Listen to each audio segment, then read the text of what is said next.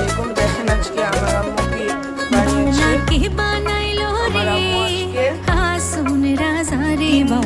Bread বানিয়েছে।